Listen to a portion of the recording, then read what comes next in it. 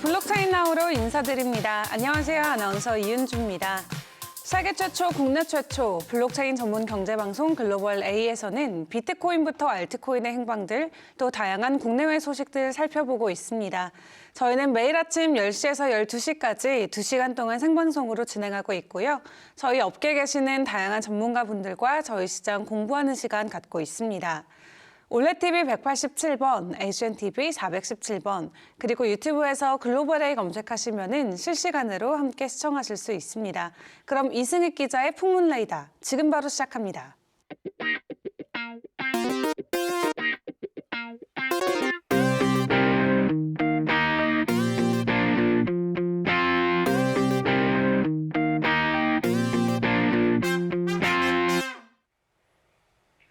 안녕하십니까? 자본시장 심층 취재 코너 풍문 레이더 선장을 맡고 있는 이승익 기자입니다. 오늘도 여러분들 투자에 도움이 될 수 있을 만한 유익하고 풍성한 소식들 준비해보고 힘차게 출발하도록 하겠습니다. 자, 오늘도 산업계 재개 소식 전해주시기 위해서 수투데이 한훈식 기자 자리 나오셨습니다.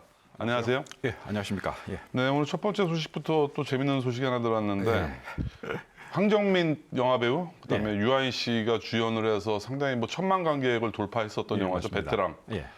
지금도 그 영화를 한 번씩 그 재방송을 할 때도 보면 재밌어요, 영화가. 예. 당시 그 재벌가 2세, 3세들의 문제점 예. 아주 적나라하게 파고들었던 예. 영화인데 그 모티브가 됐던 분이 사실 SK가의 맥값으로 유명했던 최철원 회장. 예. 이분이 지금 10년이 지나서 갑자기 그 영화 베테랑이 95%가 가장이 됐다. 예. 예. 이렇게 뭐 갑자기 얘기를 하고 나왔어요. 예. 예. 뭐 베테랑에서 뭐 최철원 씨를 뭐 모티브로 해서 영화를 만들었다고 얘기한 적은 없었는데 예. 예. 이게 갑자기 지금 시점에서 문제가 된 뭐 이유가 있나요? 이게 작년 이맘때, 네. 작년 12월 달에 최철원 씨가 아이스하키 협회 네. 회장으로 뽑혔습니다. 선거에서 뽑혔는데 대한체육회가 인준을 해주지 않았습니다. 네. 어떤 그런 사회적인 무리를 일으켰다 네. 그런 것 때문에 그래서 최철원 대표가 법원에 이렇게 소송을 냈습니다. 네. 그 소송 과정에서 지난주에 마지막 변론이 있었는데 네. 변론 마치고 네. 최철원 대표가 직접 이야기를 했습니다. 네. 지금 판결이 두 달 뒤에 나옵니다. 네. 그럼 판결을 의식해서 이렇게 나름대로 좀 영화 베테랑이 과장됐고 네. 자기 자신은 별 잘못이 없다. 네. 떳떳하게 살았다. 네. 이런 식으로 좀 이야기를 한 것으로 좀. 그 당시에 그러니까 1심에서는 징역 1년 6개월 실형을 선고받았죠? 실형을 선고받았죠. 받았다가 2심에서 집행유예로 풀려났습니다. 예, 당시 1심에서 법정 구속에 대해서 상당히 많이 본인도 많이 놀랐을 텐데 예. 지금 그 부분에 대한 재판이 아직 안 끝난 건가요? 그건 다 끝났죠. 그럼 뭐 어떤 재판인 거죠? 그러니까 그 아이스하키 협회 네. 회장 선거에 목표했는데 네. 이게 대한체육회에서 인준을 안 해주니까 그 부분에 대해서 민사 소송을 냈던 겁니다. 민사소송 그 예. 부분에 대해서 부당하다. 부당하다. 예.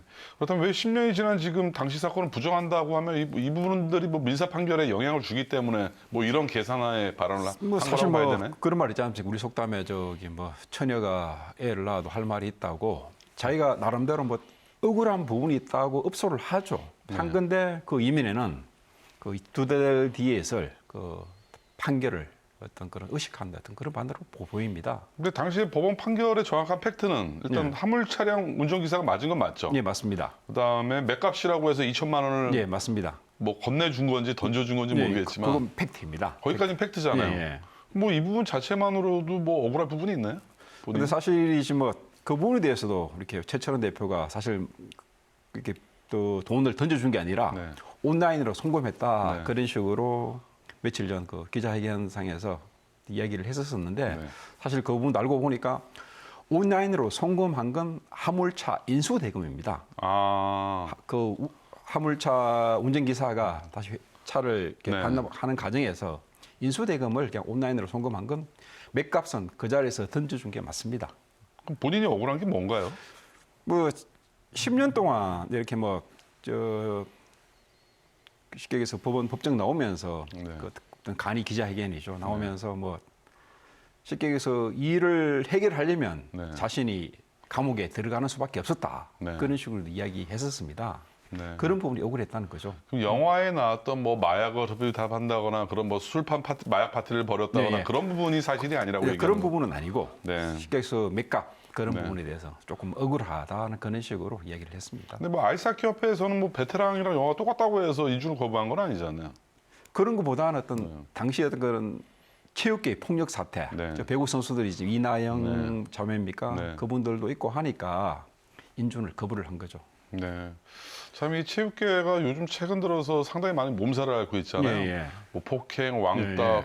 특히 뭐 성추행, 성폭행 예, 예, 예. 이런 고질병들이 다 지금 고름들이 터지고 있는데 예. 분명히 이런 부분들이 정화가 돼야 돼요. 예, 예, 맞습니다. 이 체육계의 정말로 고질적인 병폐들인데 그만큼 물이 고였다는 얘기거든요. 예. 이런 부분들이 정말 정화가 되지 않고 아직까지도 시대가 지금 내년이면 이제 며칠 예, 예. 안 있으면 2022년인데 참 이런 와중에서 그럼 또 SK에 또 다른 또 악재가 터졌다면서요? 예, 맞습니다. 그 최신원 회장, 최신원 전 네, SK 횡령 네트워크스. 배임 혐의. 예, 예. 다 이분들이 최태원 회장의 사촌들인 거죠? 아니죠. 어떻게 되나요? 최신원 회장은 그 최태원 회장 예. 형이죠. 예. 지금 SK가 제일 장자입니다. 네. 장자이고 막 결국은 다 사촌간이죠. 네. 그 지금 창업주 네. 최종건 회장한테 동생이 두 명 있었습니다. 네. 최종현 회장 네. 그리고 최종관 네. SK에서 부회장 직함까지 했었습니다. 네. 그리고 타계를 하셨는데 최철현 대표 같은 경우는 최종관 네. 전 부회장 아들입니다. 아. 아들이고 다 사촌직 아들이죠. 네. 예. 근데 어떻게 우리 창업주 최종곤 회장께서는 이렇게 돌아가시기 전에 이렇게 알 수 있었을까요? 너무 많은 지금 이게 별들의 네. 파티인데 예, 예. 뭐 그야말로 뭐 모든 지금 형사 사건에 나올 수 있는 거의 대부분의 범죄들이 다 나오고 있어요. 예, 횡령, 맞습니다. 배임, 뭐 또 폭행, 예, 예. 상당히 많은 지금 뭐 다양한 그야말로 예, 예. 형법 집합소인데. 네, 사실 뭐 지적하셨듯이 이런 게 뭐 개인의 일탈 행위라든지 네. 아니면 뭐 어떤 횡령 배임 어떻게 보면 동전의 양면입니다. 네. 기업에 어떤 해악을 끼치는 거죠. 예.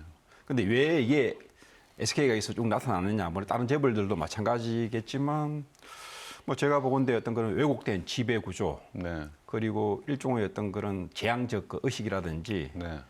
그리고 우리 사법부에서 보면 이렇게 뭐 일탈 행동 이렇게 범죄를 저지르더라도 좀 형량이 되게 관대합니다. 네. 보통 SK가 같은 경우에도 최태원 회장 같은 경우 2번 정도 수감생을 했지 않습니까? 네. 그 당시 같은 경우에도 각기 뭐 2년, 3년 정도 그냥 뭐 수감생활 하다가 그냥 가석방으로 다 풀려났습니다. 네. 사실 미국 같은 경우 이런 어떤 배임이라든지 분식회 같은 경우 형량이 아주 셉니다. 네. 20년 전에 미국 앨런 사태가 터지지 않습니까? 네. 정확하게 2001년에 앨런의 어떤 최고 경영자들이 구속이 됐었습니다. 네. 아직 그 사람도 아직 감옥 생활을 수감 생활을 하고 있습니다. 네. 각기 뭐 24년, 25년형을 받았거든요. 네. 우리 사법부에는 이런 잣대를 안 내립니다. 이런 판결을 거의 안 내립니다. 그렇죠. 이게 돼봤자 뭐 3년, 5년, 그 중간에 가석방하고 네. 그런 경우가 많습니다. 참 그렇다면 이번 그 최신원 전 네트워크스 대표 검찰이 징역 12년을 구형했죠. 예. 어쨌든 상당히 중형을 구형한 건 사실이에요. 10년이 맞습니다. 넘어간. 사실 예. 이분도 지난 3월에 네. 법정 구속에 즉부신에서 구속이 됐습니다. 네. 됐다가 구속 만기로 9월 달에 풀려났습니다. 네. 풀려나서 지금 불구속 재판을 받고 있는데 네. 지금 뭐 검찰이 징역 12년을 구형했는데 보통 사법 같은 경우 뭐 검찰이 구형량의 어떤 하는 반 정도 선에서 저 선고를 내립니다. 네. 그러면 실형을 받을 것으로 나름대로 판단됩니다. 참 그 징역 갔다 오신 분들이 제일 악몽이 예. 보석으로 나오고 예. 악몽을 많이 꾼다 그래요. 예. 그 선고 당시에 예. 또 찍힌다는 표현을 하죠. 예. 다시 재구속이 되는 것을 뭐 남자로 치면 군대 또 한 번 더 가는 예. 악몽을 꾸는 거와 비슷하다라고 표현할 정도인데 뭐 사실상 영장실질 심사에서 법정 구속을 시켰다면 어느 정도 범죄 혐의가 소명됐다라는 거거든요. 그렇죠. 예. 또는 뭐 도주 우려가 있다거나 뭐 증거인멸 우려가 있다거나 이런 사유들이 있는데 예. 어쨌든 지금 이게 만기 보석으로 출소를 했다는 거죠. 그렇죠. 그러니까 구속 만기가 6개월이니까 네. 요즘 특히나 그 서울구치소나 이렇게 보면 코로나 때문에 만기 보석으로 대부분 다 풀어지더라고요. 그리고 선고에 대부분 또 다시 제 꼬리에 입성하시는 분들이 많은데 참 이런 부분들이 범죄 혐의가 있다면 당연히 법에 또 처벌을 받아야겠지만 참 개인적으로는 네, 참 예. 안타까움을 금할 수가 없네요. 맞습니다. 예. 네, 다음 소식도 전해드리도록 하겠습니다. KCC 그룹이죠. 이 예, 예. 관계사 중에 아일랜드 리조트가 있죠. 예. 이번에 또 아일랜드 맞습니다. 리조트 회장 아들이 또 베테랑이 나올 영화 베테랑이 나올 법한 그런 일들이 또 벌어졌어요. 예. 그야말로 섹스 동영상 예, 맞습니다. 불법 촬영 예, 혐의로 예. 구속이 됐다면서요. 예. 이게 잠깐 이분에 대해서 조금 좀 설명을 드리겠습니다. 네. 이게 아일랜드 리조트라고 저기 대부도에 있습니다. 네, 충청도에 있죠. 아니죠. 대부도면 저 경기도권이죠. 경기도권인가요? 예. 서해바다 쪽에 있는데 그게 뭐 70만 평에 이르는 그 대규모 리조트입니다. 아니 뭐 네. 온천도 있고 골프장도 네, 있고. 좋아요, 가면. 예. 이분 그 회장이 고노용 씨라고 지금 뭐 이름을 지금 최병이 개명을 한 걸로 권모세라고. 모세요? 예, 아, 개명을 하셨어요? 예, 약간 개명을 했습니다. 아, 그 기독교인입니다. 성경에 나오는 모세. 예. 독실한 뭐 기독교인이고 이렇게 세계투데이라고 이렇게 뭐 좀 선교지도 네. 좀 발행을 하고 있습니다. 네. 발행을 하고 있는데 이분 아들입니다. 권용 씨라고. 사실 네. 권용 씨 같은 경우 지난 10년 전에 그 시크라라는 걸그룹이 있었지 않습니까? 아, 황보 씨가 있었고 그 시크라. 예, 거기 예. 있는 이현 씨하고 결혼을 했었습니다. 아, 시크라의 멤버. 네, 시크라 예. 멤버 결혼했다가 몇 년 전에 이혼을 했고 네. 사실 또 아, 샤크라입니다. 시크라가 아니고. 샤크라입니까? 예. 예. 그쪽 예. 하여튼 그런 상황입니다. 예. 그런 상황이고. 그런데 뭐 이분이 뭐 최근 몇 년간에 걸쳐서 어떤 그런 술집 여정우분들하고 성관계를 가지면서 이렇게 동영상을 찍었답니다. 그걸 뭐 날짜별로 인물, 네. 나이 이렇게 쭉 수록을 해가지고 아, 그걸 또 컬렉션을 하는 네, 취미가 컬렉션을 있네. 했습니다. 날짜별, 이름별 해서. 예. 사실 사실 희한한 그러다가 취미를 갖고 예, 있네. 뭐 어떤 그런 제보자가 이걸 뭐 경찰에 수사 의뢰를 해가지고 네. 경찰에서 수사를 진행하던 과정에서 네. 이 권용 씨가 지난 12월 8일에 네. 미국으로 출국하려다가 네. 인천공항에서 체포된 사건입니다. 아, 그러면 해외 도주를 하려다 현장에서 검거가 된 거네요. 예, 맞습니다. 사실 그 권용 씨가 국적이 저기 미국입니다. 네. 뭐 어떤 그러다가 이렇게 미국으로 출국하려다가 이렇게 또 자신이 갖고 있던 그 섹스 동영상이 담긴 네. 컴퓨터 세대까지 네. 차에 싣고 그것까지 같이 갖고 가려다가 이렇게 경찰에 근거된 그런 그 사건. 동영상은 주로 어디에 갖고 있나요? USB에 담고 있나요? 직접 컴퓨터 쪽에 아, 컴퓨터 그 하드 노트북도 다 들고. 그렇죠. 세대를 다 들고 차에 싣고 자신의 차에 싣고 인천공항에서 출국하려다가 근거된 그런 사건입니다. 보통 이런 일들이 생기면 증거 인멸을 이렇게 해외로 도주하는 것보다 그냥 뭐 한강에 노트북을 던진다거나 예. 뭐 이런 식으로 아예 없애는데 끝까지 없애기는 아까웠나 봐요. 이 동영상들을. 네. 말씀 주신 대로 뭐 컬렉션으로 생각했던 것 같습니다. 네. 그래서 이분한테는 상당히 이게 자신한테는 뭐 그림과도 같은 네. 영화도 같은 그런 고가 컬렉션 취미 이런 걸로 봐야 되나요? 그게 이런 이렇게 취미를? 나중에 뭐 좀 검찰로 점점 송치가 됐는데 네. 검찰에서 어떤 혐의를 적용할 것이냐 이게 보니까 이게 같은 그 섹스 파트너 중에서는 미성년자도 있습니다. 아, 미성년자도 네. 일이 커지네요, 이제. 네, 그래서 네. 조금 사건이 좀 커질 것으로 좀 판단됩니다. 뭐 개인의 성관계 행위에 대해서는 뭐 우리가 이 부분을 지적하는 부분은 아니잖아요. 네. 뭐 개인 뭐 성적인 부분이고 개인. 근데 사실 이제 이렇게 상대방의 어떤 동의를 구하지 않으면 그게 불법입니다. 그렇죠. 예, 예. 동영상을 촬영하는 건 어떤 죄가 되나요? 불법 뭐 도찰 뭐 이런 죄가 있나요? 그렇죠. 뭐 성특례 예. 법에 관한 어떤 그런 법률로. 근데 거기 또 미성년자까지 있고 미성년자까지 이거 또 있으니까. 불법 유포하면 이때부터 더 죄가 커지잖아요. 또 네. 참. 뭐 같은 남자로서 네. 아무리 이해를 하고 싶어도 이해가 안 되는 부분이 너무 많다 보니까 제가 네, 무슨 네. 멘트를 방송에서 하지 못하겠는데 이 같은 재계 자제들 네, 네. 항상 마약, 네. 섹스 동영상, 네. 음주운전 참 뗄래야 뗄 수가 없어요. 이런 네. 일들 왜 이렇게 생기죠? 아까도 뭐 일본 타픽에서 뭐 지적해드렸듯이 어떤 그런 재벌들의 어떤 그 권위의식 그리고 특권의식 네. 그리고 뭐 이런 일탈 행동을 하더라도 사법부에서 뭐 솜방망이식 그런 처벌을 하니까 네. 계속 이런 일탈 행동이 지속된다고 판단됩니다. 그렇다면 그 아일랜드 권모세 회장 네. 어떤 관계예요? KC그룹이랑은? 그 잠깐 클립 자료 잠깐 한번 볼까요? 보시겠습니다. 네. 네. 가계도가 네. 나왔죠? 요 정몽진 네. KCC 회장이 있습니다. 요 가계도가 조금 오래된 겁니다. 네. 지금 정상영 명의회장은 올 1월에 타계를 했습니다. 네. 정주영 현대 창업주의 막내 동생입니다. 네. 좀 정몽진 KCC 회장이 있는데 저기 와이프가 있지 않습니까? 네. 홍은진 씨하고 권모세 회장이 홍은진 여사의 예. 외삼촌입니다. 아, 좀 머네요, 관계가. 네. 그러니까 뭐는데 이렇게 예. 공정위에서 판단하는 건 일종의 특수관계에 해당됩니다. 아, 특권자로 뭐 분류가 인척이라 되고. 다 해당되니까 네. 이게 사실 이게 아일랜드 리조트가 KCC 그룹의 계열사로 편입이 돼야 되는데 네. 그 올 초에 네. KCC 그룹이 계열사에서 제외를 시켰습니다. 네. 그러다 공정위에서 경고 처분을 받았습니다. 아, 어떤 처분이요? 경고. 경고 처분. 네. 그럼 경고 처분이라는 건 다시 원시로 돌려놓으라는 얘기가 아니면 그렇죠. 일종의 어떤 시그널을 제재를 준 거- 그렇죠. 뭐 나름대로 제재의 어떤 시그널을 가한 거죠. 뭐 이행을 안 했을 때는 어떻게 되는 거예요? 그러면? 뭐 정도 과징금이라든지 또 그런 가지고 처분이- 또 페널티가 예, 또 예. 붙는 거고. 뭐 조치치고는 상당히 뭐 약한 조치 중에 근데 사실 하나는- 우리나라 그 공정위법 상하였던 그런 뭐 재벌 동일인가 네. 그 특수관계인들 범위가 굉장히 넓지 않습니까? 네. 친척, 인척 네. 그런 식으로 다 하면 그 200인, 300인까지 포함하면 굉장히 범위가 넓습니다. 그렇죠. 예.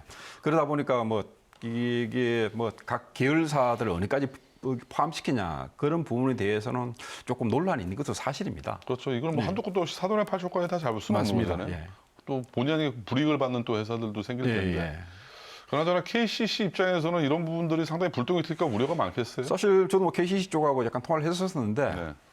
계열사가 아니다. 네. 그런 식으로 이렇게 입장을 되풀이하고 있습니다. 네. 뭐 우리도 계열사라고 말씀을 하지 마시죠. 그래서 뭐 네. 딱 시절때 표현이 또 관계사라고 제가 네. 약간 표현을 했었습니다. 뭐 관계는 맞죠. 뭐 예, 예. 어쨌든 뭐 그 홍여사의 예, 외삼촌. 예, 예. 네. 보통 아까 말씀드린 그 최철원 회장 예, 예. 부분도 그렇고 지금 아일랜드 이 권용 씨 음. 성 도찰 촬영도 그렇고 재계 반응은 어떤가요? 지금 참 재계가 매번 이런 일이 터질 때마다 재계 관계자들 사실 뭐 민망하겠어요. 이런 일이 터지면 아직은 사실 한국 자본주의라는 게 미국 네. 같은 유럽 같은 경우 자본주의가 성숙된 그 200년, 300년 역사를 갖고 있지 않습니까? 네. 물론 우리가 일제 강점기에도 자본주의에 어떤 맹화가 있었지만 네. 그 현대식, 근대식 자본주의에 된 게 한 70년밖에 안 됩니다. 네. 그 압축 성장 과정에서 나오는 일종의 어떤 그런 일탈 행위고 부조리한 그런 부분인데 그러다 보니까 일반 국민들, 대중들은 이런 것이 터지면 쉽게 해서 재벌에 대해서 굉장히 안 좋은 식으로 바라보죠. 그렇죠. 반재벌 정서가 이렇게 좀 증폭되는 그런 경우가 많습니다. 네. 얼마 전 몇 년 전에 터졌던 그 버닝썬 사건에서 상당히 그 성행위 예. 동영상들이 많이 유포가 됐었잖아요. 자, 이런 거 보면 대다수 해당됐던 그 남성분들이 예. 재벌가와 상당히 많은 또 관계들이 있거나 예, 아니면 맞습니다. 또 연예인 예, 예. 이런 분들이 상당히 많이 그, 예. 그 리스트에 올랐는데 참 이런 부분들 참 안타까운 부분들이에요. 이게 뭐라 천민 자본주의라고 표현을 해야 될지 모르겠지만 그렇죠. 뭐 또 어떻게 네. 보면 정글 자본주의일 네. 수도 있고 제가 네. 보기에는 우리 재벌가들이 뭐 사실 우리 재벌 1세들은 그 척박한 환경에서 기업을 이루었지 않습니까? 그렇죠. 우리 경제 성장이 오히려 재벌 1세 분들 회장님들은 돈들을 거의 그렇죠. 못 쓰시고 돌아가세요. 예, 엄청난 공헌을 했었는데 그 부를 물려받은 2세, 3세들이 조금 네. 이런 일탈 행동을 벌이니까 네. 어떤 그 국민들의 정서라든지 눈높이 하는 맞지 않는 거죠. 네. 아무튼 이런 재계의 이런 사건 사고들이 2021년도를 끝으로 예. 내년에는 더 이상 안 나왔으면 하는 바람뿐입니다. 네, 예. 오늘도 소식 준비해 주신 한유식 기자 고생 많으셨습니다. 고맙습니다.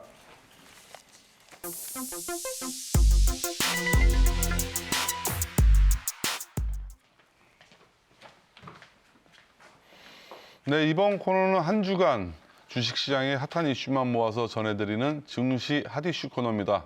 오늘도 자본시장 전문기자 스투데이의 한경석 기자 자리 나오셨습니다. 안녕하세요. 네, 안녕하세요. 네, EWK 코스닥 기업이죠? 네, 이제 그렇습니다. 새롭게 신항공 사업, 뉴욕 네. 항공 사업을 추진한다. 내년 3분기부터는 흑자 한번 만들어 보겠다라고 공언을 했어요. 네, EWK가 저희 우리 스투데이 인터뷰를 했었죠. 마이클, 직접 했습니다. 마이클 권 대표 네.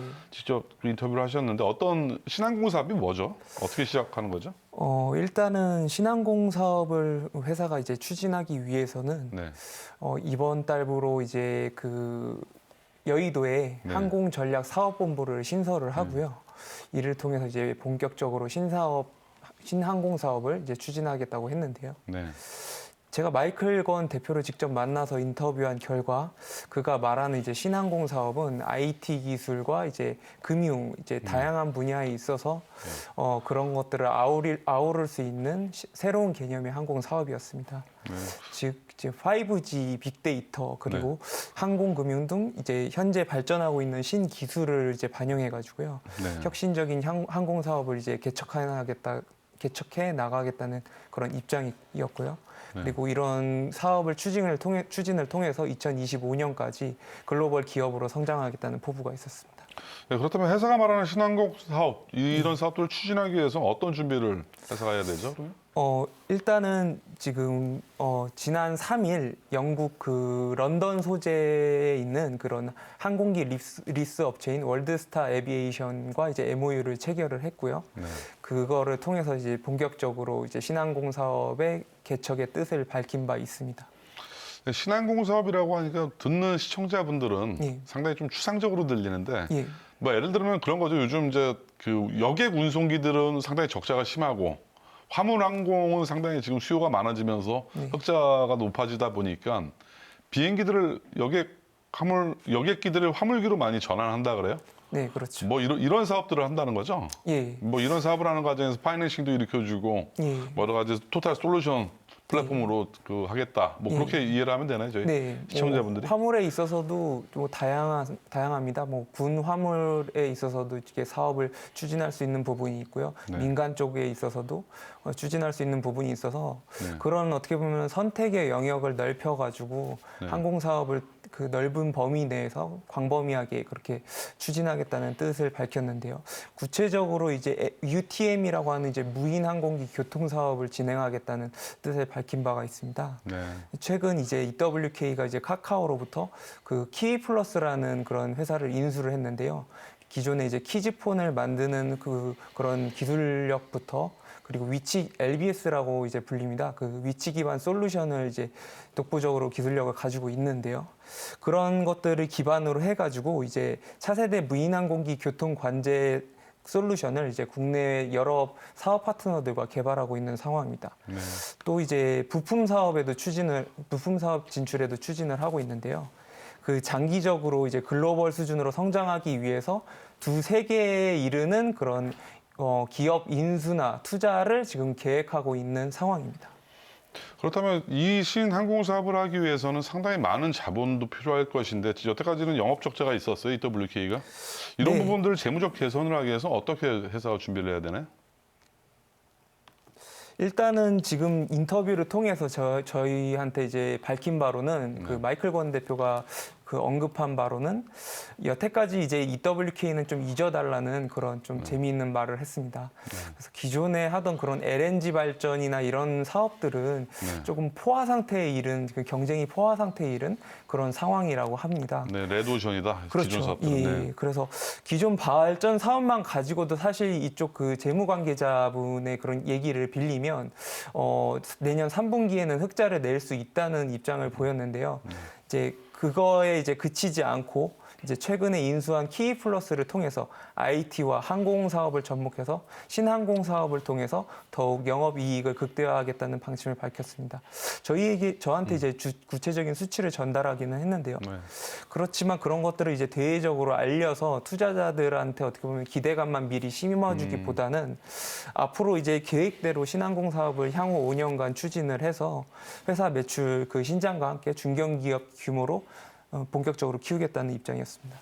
네, 일단 뭐 회사가 상장 기업이다 보니까 공시상의 문제도 있고 해서 구체적인 자금 조달 계획은 이 자리에서 밝힐 수는 없지만 어쨌든 이런 사업들을 하기 위해서 앞으로 내년도에는 좀 막대한 좀 자금 조달이 좀 필요로 보인다. 거기까지 말씀하실 수 있는 거죠? 그렇죠. 펀딩을 통해서 3천억까지 뭐 자금을 조달하겠다는 그런 좀 구체적인 계획도 뭐 시총 대비 있습니다. 어마어마한 자금력인데 그렇죠. 뭐 항공 사업이라는 것이 한두 푼 갖고 될 일이 아니잖아요. 그렇죠. 네. 네, 또 다음 소식 전해주시죠. 코스닥 시총의 탑 30 안에 들었던 중견기업들 이번 3분기 ROE라고 하죠? ROI인가요? ROE인가요? ROE입니다. 예, ROE가 뭐죠, 정확하게? 자기자본 이익률이라고 하는데요. 그 주식 투자자 관점으로 이제 회사의 재무적 안정성을 판단할 때 중요한 지표로 쓰입니다. 그래서 이런 ROE라고 불리는 자기자본 이익률에 대해서 제가 코스닥 시총 상위 30개 기업에 대해서 직접 조사를 했는데요. 제가 조사한 결과 3분기만을 이제 봤을 때 ROE가 가장 뛰어난 기업은 에코프로였습니다. 네. 주식시장에서 최근에 52주 신고가 신저가의 차이가 거의 한 6배 정도 날 정도로 엄청난 주가 상승을 보였던 기업인데요. 친환경 사업뿐만 아니라 2차 전지 소재 사업을 자회사 에코프로 BM을 통해서도 진행을 하면서 상당히 주목받았던 기업이고요. 그리고 이제 반면 가장 수치가 낮았던 기업은 이제 알테오젠입니다. 알테오젠은 이제 바이오 기업인데요. 바이오 기업으로 가장 이제 시총 상위 30개 기업 중에 3분기 ROE가 가장 낮았던 것으로 마이너스 19%의 수치를 보였습니다. 말 그대로 자본금 대비 돈을 얼만큼 벌었냐 이렇게 이해를 하면 될까요? 네, 그렇습니다. 그리고 네. 돈을 꾸준히 잘 버는 기업에 어쨌든 투자자들이 이제 좀 투자하기 좋지 네. 않습니까? 네. 그래서 ROE는 지난 실적과 대비해서 네. 순이익이 이제 얼마나 늘었는지를 보여주고 있는 지표라고 볼 수가 있는데요. 투자대가 이제 워렌 버핏 역시도 이제 ROE가 20% 이상인 기업에 대해서 매우 매력적인 기업이다 이렇게 판단을 하고 있습니다. 그 기업의 ROE는 이제 평균 자기자본 대비 당기순이익 곱하기 100을 통해 산출을 하는데요. 기업이 가지고 있는 그 자기자본 대비해서 순수하게 벌어들이는 돈이 얼마인지를 보여주는 지표인 것입니다.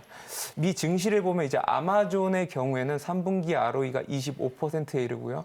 미국의 그 반도체 대장주인 엔비디아 역시도 28%에 이르면서 ROE가 높은 기업이 정말 좋은 기업이다. 이런 것들을 수치로 입증하고 있는 셈입니다. 그만큼 ROE의 앞으로 숫자를 보면 볼수록 우리 기관 투자가들이나 외국인 투자가들의 흐름을 알 수가 있고 예. 그만큼 또 주가에 반영이 안 됐다면 빨리 ROE 높은 기업들을 빨리 사야겠다. 뭐 그렇게 투자자들한테 말씀을 주시면 될까요? 저는 투자자분들 입장에서 본다면은 ROE가 높은 기업을 미리 선취매해서 네. 장기 투자한다면 무조건이라고 말씀드릴 수는 없겠지만 조심스럽게 수익을 볼 수 있다고 말씀드릴 수 있을 것 같습니다.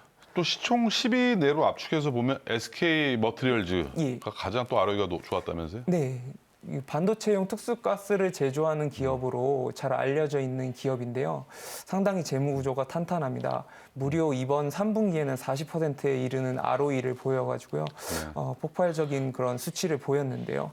이에 대해서 이제 이종우 삼성증권 애널리스트는 저한테 그 SK 머티리얼즈의 그 사업은 이제 그 사업 자체가 고부가 가치 사업만 이제 추구하고 있는 상황이고 저마진을 남기는 그런 사업은 애초에 좀 추진하지 않는다고 합니다. 네. 그래서 그런 SK 머티리얼즈의 높은 ROE는 그에 비롯된 것으로 이제 판단이 됩니다. 네, 방금 이어서 방송 말씀드리기 전에 15초 광고 듣고 계속 방송을 이어가도록 하겠습니다. 이 많은 코인 중 나는 무엇을 믿고 선택해야 할까? 대한민국 어디서나 결제를 바로 쓰는 즉시 할인이 바로 난 페이코인을 믿고 쓴다. 코인을 바로 쓰다. 페이코인.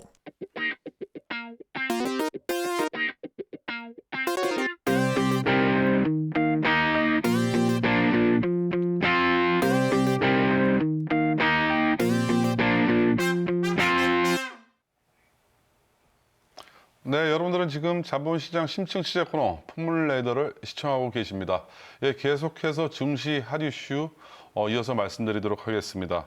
방금까지 ROE가 높은 기업 에코프로, 가장 낮은 기업이 알테오젠이라고 말씀하셨는데 알테오젠 코스닥 시총 탑 30급 내에서는 ROE가 3분기에 가장 낮았다라고 취재를 하셨어요. 계속 좀 구체적인 말씀 좀 해주시겠어요? 네. 예, 알테오젠은 이제 블록버스터 항체 의약품의 그 개량 신약을 피하 주사용으로 이제 개발하는 바이오 기업으로 잘 알려져 있는데요. 이 기술을 통해서 2011년부터 브라질에 기술 수출을 하고 있는 상황이고요. 제가 올 3분기를 기준으로 코스닥 시총 상위 30기업을 조사한 결과 마이너스 19%의 ROE를 보인 그 알테오젠이 가장 이제 수치가 낮았습니다. 그 다음에 이제 마이너스 자기자본 이익률을 좀 기록했던 이런 시총 상위 기업을 살펴보면요. HLB가 마이너스 13%, 그리고 LNF가 마이너스 7%로 그 이 세 개 기업이 시총 상위 30기업 가운데 이제 유일하게 좀 마이너스를 기록한 그런 상황이었습니다. 그래도 이런 와중에 뭐 재무적 개선될 수 있는 여지는 계속 있어 보이죠? 네, 그렇습니다. 그 연간 재무제표 기준으로 봤을 때 2018년부터 지난해까지 3년간 최근 매출은 계속 늘어나고 영업손실폭은 점차 줄어드는 그런 추세를 보였는데요. 특히 지난해에는 영업이익이 1억 원 나면서 흑자 전환하는 모습을 보였습니다. 증권사가 발표한 전망치에 따르면 올해 매출 500억 원대고요. 영업이익도 20억 이상 기록할 것으로 전망되고 있습니다. 네, 뭐 회사 측은 어떤 입장인가요? 회사는 이제 제품 수출에 대한 자신감을 보였는데요. 특히 그 기술 수출을 하면서 이제 마일스톤이라는 수수료를 받게 됩니다. 이 마일스톤이란 기술 수출로 이제 단계적으로 받게 되는 그런 수수료를 뜻하는데요. 회사 측은 앞으로 20년간 이 마일스톤을 계속 수취하면서 수익이 계속 창출되고 그것들이 점점 영업이익에 반영될 것으로 내다보고 있었습니다. 그리고 또한 추가 수출에 대해서도 좀 기대를 하고 있는 상황이었는데요.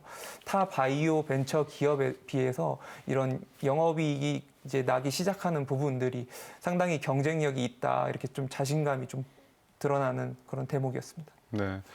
네, 또 다음 소식 전해주시죠. DYC 자동차 정밀 부품 제조 기업인데 스펙 상장을 했었어요. 예, 근데 뭐 얼마 되지도 않았는데 주가가 상당히 지지부진하다고요?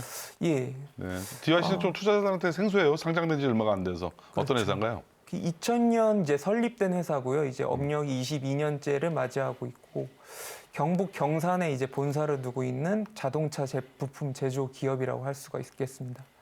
내연기관과 친환경 샤프트, 플랜지 등이 이제 부품을 제조해서 주요 고객사로는 이제 크라이슬러, GM, 포드, 캐딜락, 메르세데스 벤츠 등 다양한 글로벌 자동차 회사에게 그 자동차 회사와 파트너 관계를 맺고 부품을 제조해서 공급하고 있는 상황입니다. 네, 그렇다면 또 잘 모르시는 시청자분들이 계세요. 스펙 상장. 뭐 직상장이 아니고 스펙 상장 이게 뭐죠? 그 스펙 자체가 이제 인수 합병 목적 회사를 뜻합니다. 그래서 스펙의 근본적인 목적 자체가 네. 그런 상장이 필요한 회사와의 합병을 이제 두고 있는데요. DYC의 경우에는 이제 한국 제8호 스펙과 이제 합병 후 스펙 상장 방식으로 이제 코스닥에 입성을 하게 되었습니다. 그래서 이러한 방식으로 코스닥에 입성한 DYC는 자금 조달을 이제 원활하게 하고 그리고 이제 회사의 인지도를 좀 높일 수 있는 그런 기회를 얻게 됐다고 볼 수 있겠습니다.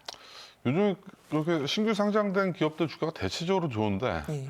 이 DYC 같은 경우는 주가가 상당히 지지부진하고 지금 투자자들이 상당히 많이 골이 나 있다 그래요. 예, 뭐 특별히 뭐 이런 사실 이게 예. 투자자 입장에서는 이게 상장했다고 기대감에 들어갔다가 어떻게 보면은 매수를 했다가 어떻게 보면 이런 지지부진한 흐름이 4거래일 연속되면서 실망감을 좀 드러날 수밖에 없겠는데요. 네. 그 상장 직후 보통 다른 기업들을 보면은 뭐 주가가 급등 흐름을 보이기도 하고 뭐 상한가 뭐 이렇게 점상 뭐 이런 것들을 기록하기도 하는데 DYC는 이런 흐름들과 달리 상장한 이제 14일부터 4거래일 연속 지난 그 17일까지 하락하는 모습을 보였습니다. 제가 기사를 내보낸 시점 그 15일 시점에는 시가총액이 이제 600억 원 규모였는데요. 이틀 뒤인 17일 종가 기준으로 보면은 4거래일 연속으로 주가가 떨어지면서 시총이 이제 550억 원 가까이 떨어졌습니다. 네. 뭐 최근 3년간 실적이 그렇다고 하더라도 회사 측 뭐 그래도 내년도 2022년도는 어떻게 하겠다 뭐 강한 포부를 밝히거나 그런 내용들은 없네. 네, 일단은 2018년 매출 780억 원의 영업이익 20억 원, 그리고 그 다음에는 810억 원의 매출, 그리고 영업이익이 2배 이상 늘면서 50억 원을 기록했는데요. 그리고 지난해 이제 코로나의 영향인지 다소 이제 매출과 영업이익이 급감하는 추세를 보였습니다. 이에 대해서 이제 이종훈 대표, 공동대표는 상장 직후 이제 회사에 대해서 조금 언급을 한 바가 있는데요. 친환경차 이제 개발에 조금 더 힘쓰겠다는 입장이고요. 이제 미래를 지향하겠다는 것이죠. 그리고 이제 글로벌 자동차 부품 사업에 이제 선도 기업이 되겠다고 포부를 밝혔습니다. 특히 벤츠, 포드와 같은 그런 글로벌 자동차사의 그런 니즈에 맞게 이제 부품을 제조를 하고 원가 가격 경쟁력을 이제 갖추는 데 있어서 힘쓰겠다는 입장이었습니다. 네. 어쨌든 뭐 주가라는 것이 일일비할 수는 없어요. 하지만 뭐 어쨌든 내년도는 좀 더 힘찬 그 주가 모습 기대를 좀 해보고 싶네요. 네, 또 다음 소식 전해주시죠. 청담 러닝, CMS 에듀 합병 효과가 2주 만에 고스란히 또 상승세를 반납을 했다고요? 네, 그렇습니다. 좀 어떻게 보면은 투자자들 입장에서 좀 허탈할 수 있는 대목이 아닐까 싶은데요. 네. 그 청담러닝 주가는 CMS 에듀 합병에 따른 효과로 지난 1일에 급등세를 보이며 주가가 이제 4만 원대에 진입한 바가 있었는데요. 2주 만에 상승폭을 반납하게 되었습니다. 17일 종가 기준으로 34,200원의 그 주가를 보였고요. 시가총액은 2,500억 원에 이제 머물게 되었습니다. 네. 앞으로 이렇게 그 두 양사 간의 합병 시너지 효과는 어떻게 보고 있나요? 네, 일단은 청담러닝은 영어 교육을 특화로 하고 있고요. CMS 에듀는 수학 교육과 코딩 교육 이런 것들을 특화로 하고 있는 회사였습니다.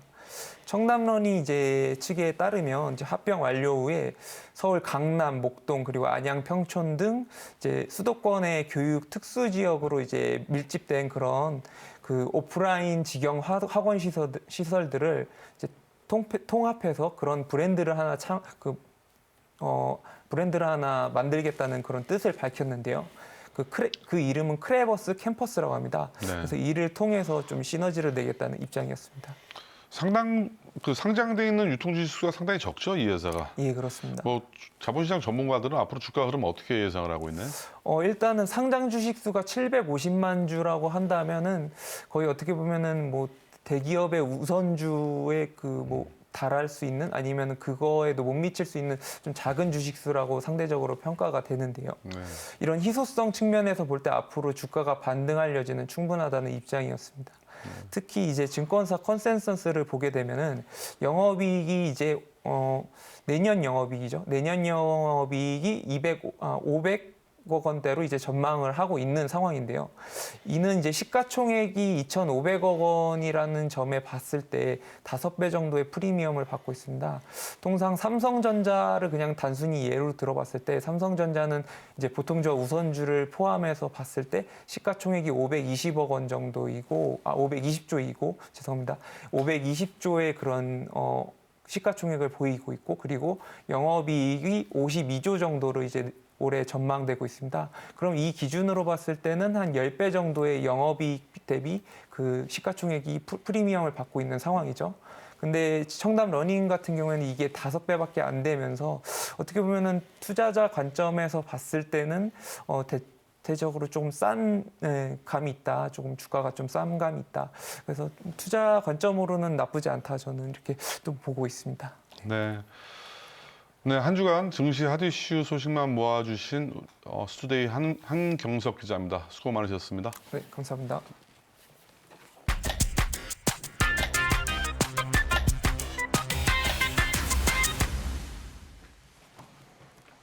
네, 이번 코너는 한 주간의 블록체인 업계, 암호화폐 업계, 가상자산 업계 소식을 모아서 전해드리는 코너입니다. 블록 위클리 스투데이 김영석 전문위원 자리 나오셨습니다. 안녕하세요. 예, 안녕하세요. 네, 최근 한 주간지에서 빗썸, 상장피, 예. 그야말로 상장을 대가로 받는 뭐 리베이트라고 생각하면 되겠죠. 네. 조세 해피처에 페이퍼 컴퍼니로 빼돌렸다라는 뉴스 보도가 나왔어요. 예. 뭐 이런 부분 좀 어떻게 지금 계속 뭐 얘기가 되고 있나요? 우선 빗썸 같은 경우에 올해 상반기에 영업이익이 7천억 원 네. 정도 수익이 발생을 했다라고 보고를 했습니다. 사실 제가 방송을 통해서도 계속해서 말씀을 드렸지만 네. 이 거래소가 상장피를 받고 있는 것이 아니냐 지속적으로 라는 의혹에 대해서도 꾸준히 제기를 해왔었고 특히 일반적인 거래 수수료만 가지고 혹은 수수료 할인 쿠폰이라든지 이런 상품만을 팔아서는 그 금액을 충당하기가 도저히 어려울 것이다 라고 말씀을 드려왔었죠.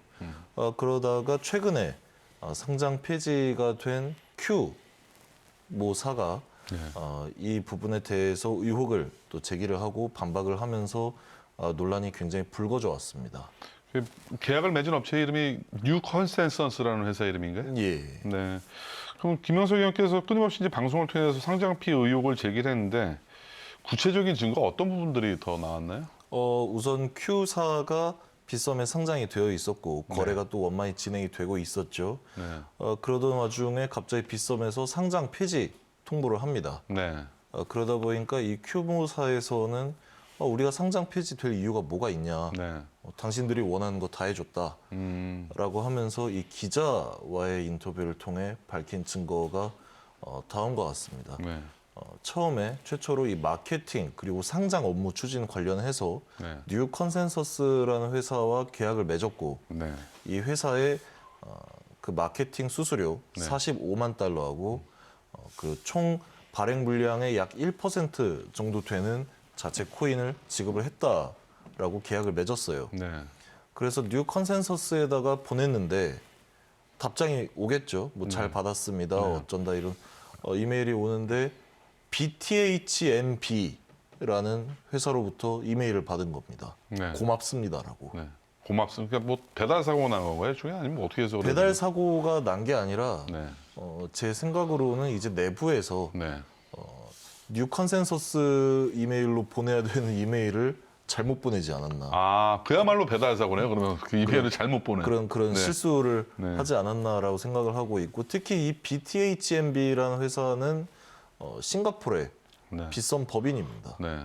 그래서 이 부분을 근거로 해서 최초에 빗썸에서 상장피를 받았다라고 주장을 하고 있고 특히 내용 증명을 또 보냈어요. 네. 재단에서 거래소에 내용 증명을 보내고 우리가 상장 폐지가 될 이유가 없다.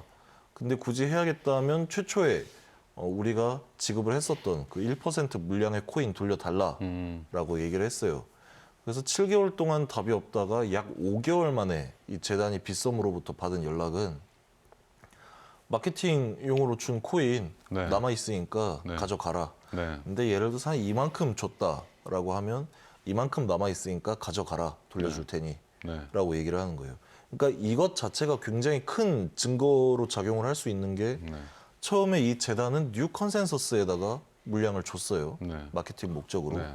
근데 그게 빗썸으로 들어갔다라는 것은 빗썸과 이 뉴 컨센서스라는 회사 사이에 상장이라든지 이 마케팅에 관한 계약이 분명히 있었을 것이다. 네. 라고 추론을 할 수가 있는 겁니다. 그렇다면 이런 또 그 과정이 불거지는 와중에서 빗썸 측의 홍보 쪽 관계자도 상당히 뭐 횡설수설하고 예. 뭐 좀 상당히 뭐 알 수 없는 그런 그 언론 기자와의 인터뷰를 통해서 얘기를 했는데 예. 이런 부분들 어떤 내용들인가요? 우선은 관련이 없다. 네. 그리고 뉴 컨센서스라는 회사는 빗썸이랑 전혀 관련이 없으며 네.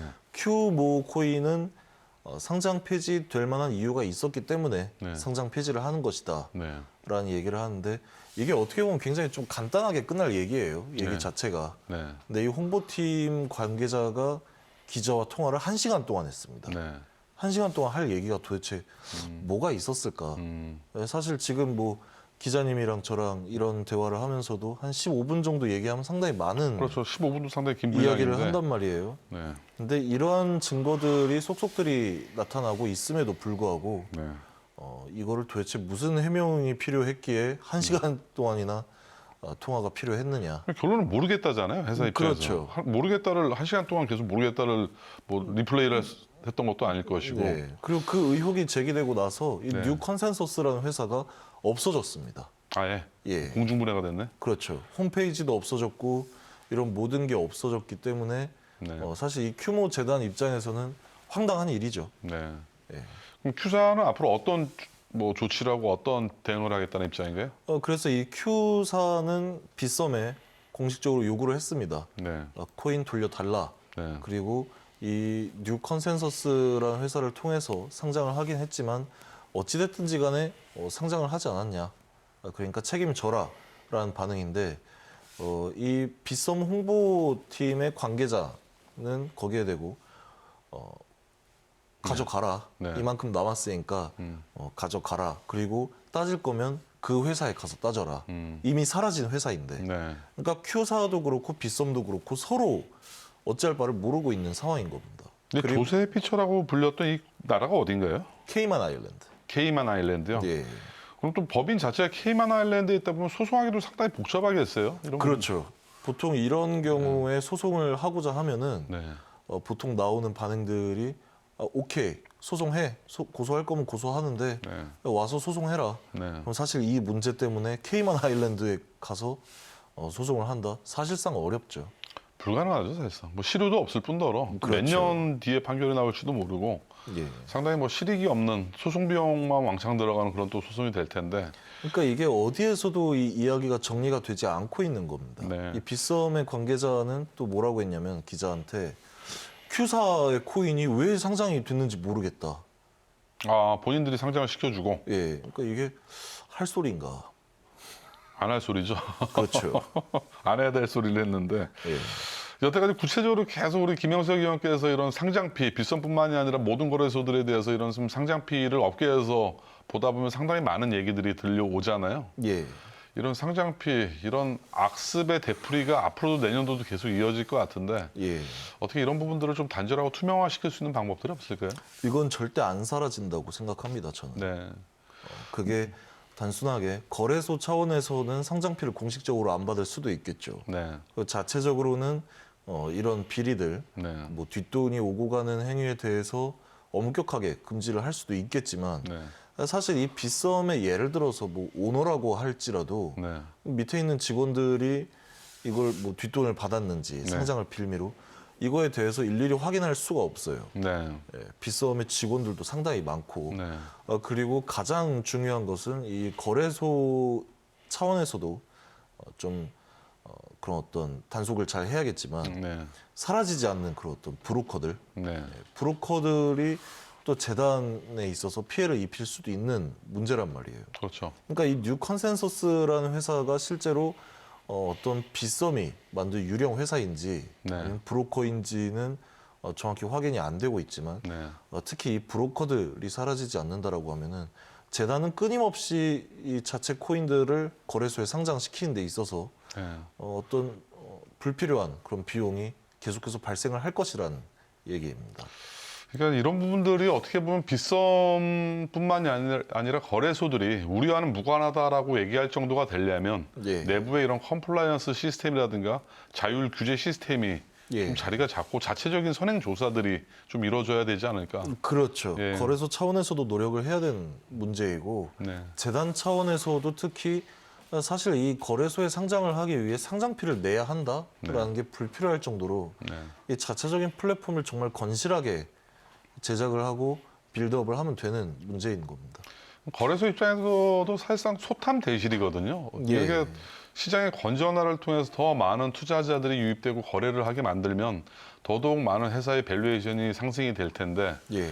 이렇게 뭐 뒷돈 안에서 상장피를 받고 이렇게 상장시켜주다 보면 결국 또 상장 폐지시켜야 될 때 이런 자본들이 꼭 나오거든요.